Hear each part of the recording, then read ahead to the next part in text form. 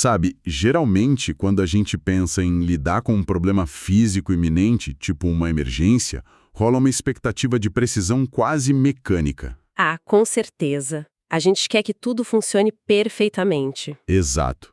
Pense na engenharia clássica. O alarme de incêndio toca no corredor de um prédio, a pessoa levanta da cadeira, desce as escadas e sai da estrutura. Sim, é uma relação de causa e efeito inquestionável. Pois é.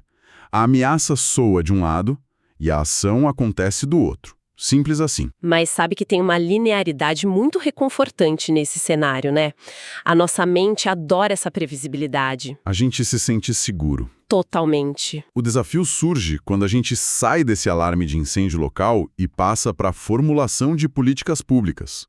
Políticas para proteger populações inteiras contra perigos que, bem, nem se materializaram ainda. E aí a coisa muda de figura. E como muda? Quando a gente entra no território da psicologia comportamental e da comunicação de risco em larga escala, aquela precisão mecânica desaparece por completo. O comportamento de multidões diante do perigo é altamente fragmentado. Fica meio caótico, né? Muito. E é exatamente essa dissonância entre a teoria da proteção e a realidade do comportamento humano que nós vamos investigar hoje. Então, boas-vindas a quem nos ouve para mais uma análise detalhada das nossas fontes de pesquisa. É um prazer estar aqui para mais esse mergulho. Para entender como os governos tentam contornar essa paralisia diante do risco, a gente vai se apoiar hoje em um artigo científico bastante revelador. O título do material vou ler no original em inglês, Prepare Yourself: The Impact of the UK Prepare Website on Public Preparedness for Emergencies and Adverse Events in England. E, olha, para dar um contexto da solidez desse documento, trata-se de um artigo científico conduzido pela Unidade de Ciência Comportamental e Insights da Agência de Segurança da Saúde do Reino Unido. Peso pesado. Sem dúvida, e foi feito em um esforço colaborativo direto com o gabinete do governo britânico. As autoras e autores são a Sarah Masterton, Lorna Riddle, Virginia Bertelli, Louise Wooding e Rory Carter. Legal. E onde isso foi publicado? O material integra a revista acadêmica da editora Elsevier, que é uma publicação dedicada especificamente à área de redução do risco de desastres. É uma edição projetada para o ano de 2026. Acabou de sair do forno, praticamente. Nossa, é literatura acadêmica da mais alta relevância para os dias atuais, com certeza. Mas antes de avançarmos nas evidências trazidas por esses pesquisadores, eu faço aqui um convite fundamental à nossa audiência.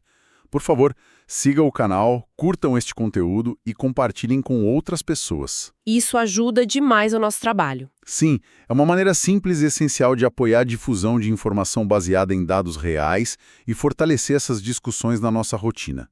Então, feito o convite, a nossa missão do episódio, a pergunta central que estrutura o nosso debate de hoje é a seguinte: será que a simples leitura de uma página na internet mantida por um governo tem o poder de alterar o comportamento humano? É a grande questão. Pois é, a ponto de nos fazer preparar fisicamente nossas casas para um desastre ambiental ou uma emergência sanitária? Olha, o cenário em que a gente vive torna essa pergunta, assim, muito urgente. Por quê? Porque o documento estabelece logo de cara que a vulnerabilidade das sociedades ganhou novos contornos. A rápida urbanização global concentra milhões de pessoas em espaços que muitas vezes são super suscetíveis a eventos extremos. Faz sentido. Tá todo mundo muito junto, né? Sim. E associado a isso, temos alterações profundas no uso da terra e aquelas inegáveis mudanças nos padrões climáticos. Isso aumenta drasticamente a frequência de um desastre ambiental após o outro. Como a gente tem visto nos jornais direto. Exato. Inundações de proporções históricas, secas severas, ondas de calor. E, não menos importante, tem também a ameaça daquelas emergências de saúde, como o rápido espalhamento de doenças infecciosas. A comunicação, então, ela deixa de ser apenas a transmissão de um boletim de notícias. Ela passa a ser uma ferramenta de defesa civil mesmo. Perfeito. Essa é a chave. Pelo que eu observei das diretrizes que eles citam da Organização Mundial da Saúde, a comunicação de risco é definida como a troca contínua e dinâmica de informações. Uma troca entre as autoridades técnicas e as populações que estão na linha de frente da ameaça. É isso mesmo. A ideia é dar parâmetros para que as pessoas não só entendam o que está acontecendo, mas tomem decisões de autopreservação baseadas em evidências. Certo, vamos desvendar isso. Porque a teoria é linda, né? Ela define perfeitamente o ideal. Mas o que acontece na prática quando essa comunicação falha de maneira drástica? A prática revela o quão frágil é essa ponte. O artigo traz um exemplo histórico contundente sobre isso. Ele mostra as consequências severas de quando essa comunicação falha na estrutura mesmo. O desastre da usina nuclear de Fukushima no ano de 2011. Nossa, aquele caso foi terrível. Sim.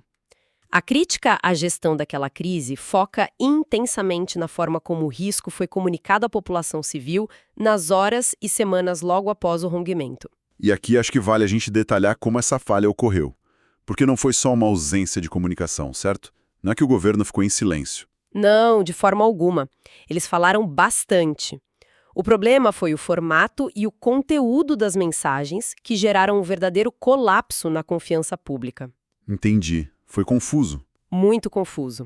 A avaliação técnica aponta que houve uma difusão crônica de mensagens conflitantes. Em alguns momentos, as orientações oficiais minimizavam a escala do vazamento. Dizendo que estava tudo bem. Isso, mas ao mesmo tempo, ordens de evacuação de áreas cada vez mais extensas eram emitidas. Peraí, então a mensagem era: não se preocupe, mas saia da sua casa imediatamente. Basicamente isso. E para piorar, somou-se a utilização de jargões técnicos sobre radioatividade e níveis de exposição. A população geral, que já estava sob um estresse emocional absurdo, não tinha ferramentas para decodificar aquilo. É óbvio, ninguém é físico nuclear para entender isso na hora do desespero. Exato. O cérebro humano, quando é confrontado com informações de altíssima complexidade e uma ameaça invisível, ele entra em estado de sobrecarga cognitiva. Da tela azul, a pessoa perde a capacidade de processar qual deve ser a sua próxima ação física. Fica impossível decidir se o certo é trancar as janelas de casa e vedar as portas, ou se a saída é entrar no carro e tentar fugir da região. É a famosa paralisia decisória. Em Fukushima, essa dinâmica minou severamente a confiança nas instituições. O nível de incerteza cultivou uma ansiedade crônica na população, e isso acabou atrasando muitos processos de recuperação de longo prazo. Caramba! Grande lição exposta no artigo é que informar a sociedade de maneira opaca ou contraditória é quase tão prejudicial quanto esconder a informação. Sem diretriz clara, a resposta popular simplesmente não acontece. Bom, e essa paralisia toda, pelo excesso de dados confusos, me leva a questionar a viabilidade dessa intervenção britânica que a gente está analisando hoje. O site lá do Reino Unido. Isso. O artigo explora um site criado pelo governo lá em 2024 chamado Prepare. O propósito, pelo que entendi, era consolidar conselhos práticos para cidadãos sobre o que fazer em caso de interrupções de serviços básicos ou eventos climáticos severos. Exato. Era um hub de informações preparatórias. Mas sejamos críticos aqui. Será que disponibilizar mais um site oficial governamental não é só jogar mais um balde de água num oceano de informações que já são ignoradas na internet? É uma ótima pergunta. Por que os autores consideraram que uma simples página faria alguma diferença estrutural no comportamento de pessoas que já são bombardeadas por alertas o dia todo? Olha, esse ceticismo sobre a efetividade de campanhas institucionais é super comum na academia. E foi justamente por isso que a equipe de pesquisa estruturou um experimento controlado muito criterioso. Eles não só colocaram o site no ar e torceram para o melhor, então. De jeito nenhum. Eles não se limitaram a medir volume de acesso ou tempo na página. Para avaliar o impacto real, os cientistas comportamentais recrutaram 954 adultos lá na Inglaterra e dividiram esse grupo em dois. A famosa divisão entre grupo experimental e grupo de controle. Como isso funcionou na prática? Bom, a metade que formou o grupo experimental foi orientada a navegar pelas seções do novo site Prepare. Eles consumiram o conteúdo sobre contingências e desastres. Certo. E o outro grupo? A outra metade, o grupo de controle, não ficou de braços cruzados.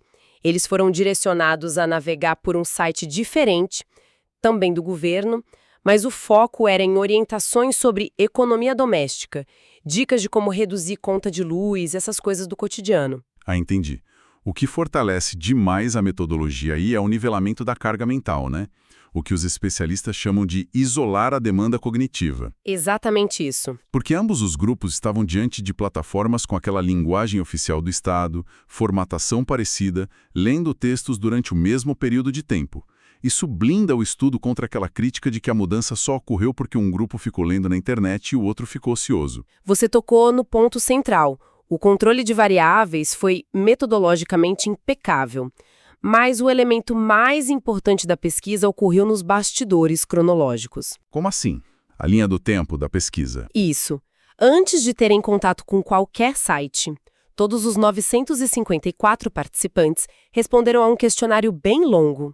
O objetivo era mapear o estado atual das crenças deles sobre ameaças e contar quantas medidas práticas de segurança eles já tinham adotado em casa. Uma linha de base. Exato. E após a interação com os sites, os pesquisadores não avaliaram as reações imediatamente. Eles aguardaram um intervalo de 3 meses para reaplicar o questionário. Deixa eu ver se consigo fazer uma analogia para quem nos ouve entender a elegância desse método. É como se a gente reunisse um grupo de voluntários e dividisse a sala. Para o lado esquerdo, a gente entrega um manual de primeiros socorros. Para o lado direito, um livro sobre como conservar alimentos. Perfeito. A gente não dá instrução verbal, não cobra leitura, só deixa o material lá. 3 meses depois, a gente visita as casas dessas pessoas de surpresa. Não para perguntar se eles lembram do sumário do livro, mas para abrir os armários e contar fisicamente quantos curativos e ataduras as pessoas do lado esquerdo compraram a mais, comparado com outro grupo. É exatamente isso. O alvo da métrica é a mudança no ambiente tangível. Eles queriam medir a ação concreta consolidada ao longo do tempo. E aqui é onde a coisa fica realmente interessante. O que os números revelaram após 3 meses? Bom, quando os dados retornaram, o levantamento revelou informações quantitativas muito sólidas. O grupo que foi exposto ao site Prepare registrou um aumento real no número médio de ações focadas em segurança. De quanto foi esse aumento? Nas entrevistas antes do estudo, essas pessoas relataram ter concluído em média cerca de 8,3 ações preparatórias.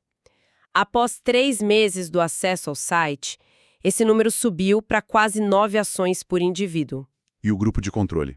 O grupo da economia doméstica? Permaneceu totalmente estagnado, sem variações estatísticas relevantes nesse quesito de segurança. Um salto de 8,3 para quase 9 ações por domicílio. Sabe, em termos absolutos pode parecer pouco, mas se a gente projetar isso para a escala de um país inteiro, estamos falando de uma movimentação logística imensa em prol da segurança. É um impacto gigante na infraestrutura civil. Mas para tirar do campo da matemática, que tipo de ações eles constataram? Quais foram essas atitudes práticas? Foram medidas bem pragmáticas que o site sugeria. Eles observaram, por exemplo, a aquisição de itens para apagões, lanternas com pilhas reservas, rádios a bateria para receber comunicação oficial se a energia cair. Coisas fáceis de comprar, mas que ninguém lembra. Pois é.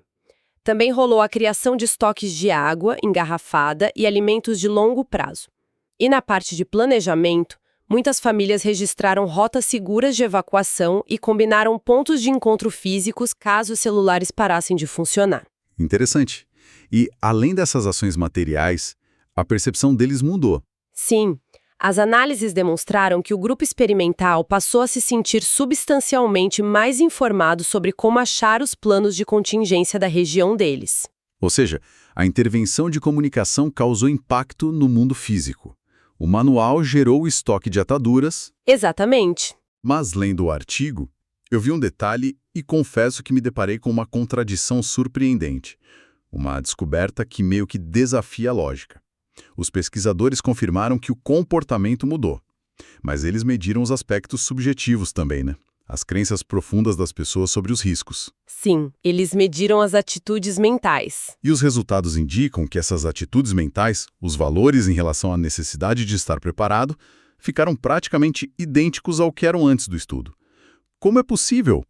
Como eu mudo a rotina de alguém, Faixa a pessoa ir no mercado comprar provisões sem alterar a forma como ele entende a gravidade do problema. O que é fascinante aqui é que essa aparente inconsistência é o coração de um referencial teórico muito debatido em saúde pública, o chamado modelo de crenças em saúde. Como funciona esse modelo? As premissas clássicas desse modelo diziam que, para a pessoa mudar uma rotina, ela precisava processar racionalmente dois pilares.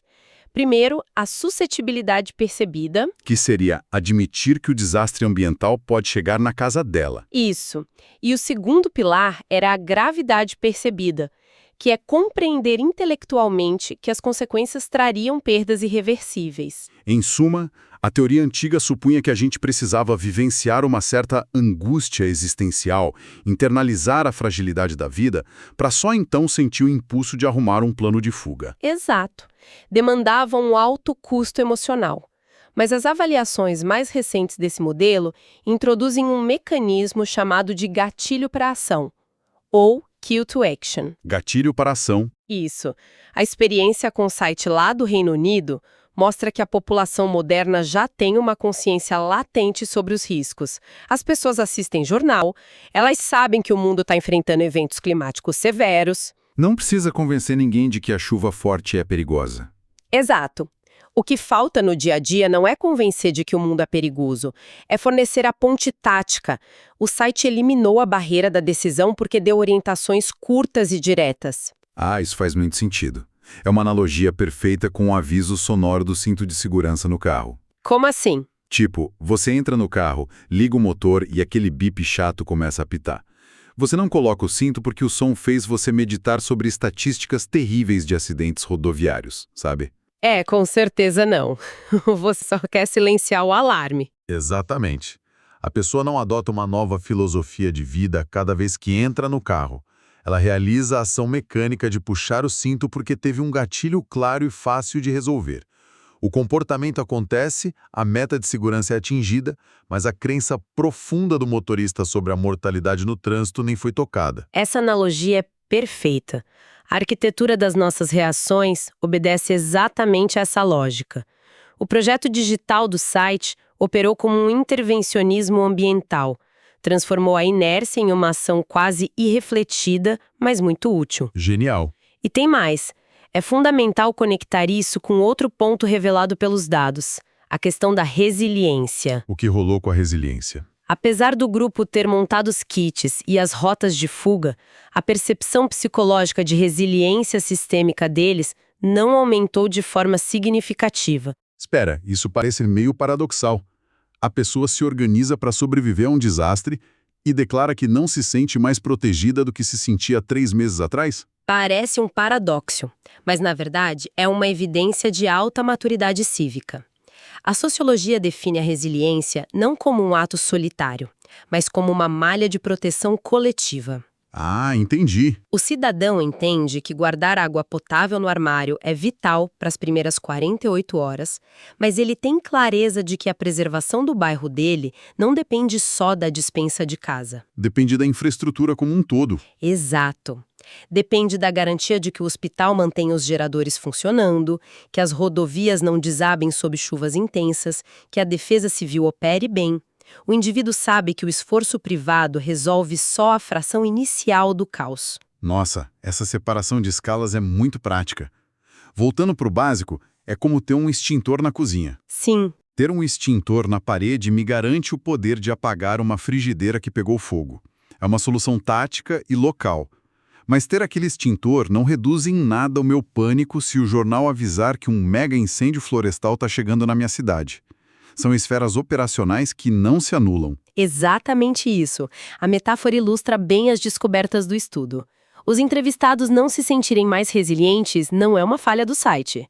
Pelo contrário, mostra um reconhecimento realista da dinâmica de desastres de grande magnitude. Eles sabem que a proteção individual é um degrau necessário, mas que sozinho ele não resolve tudo. Perfeitamente colocado. Então, nos aproximando de uma síntese de tudo isso, o que os formuladores de políticas públicas podem tirar desse estudo britânico?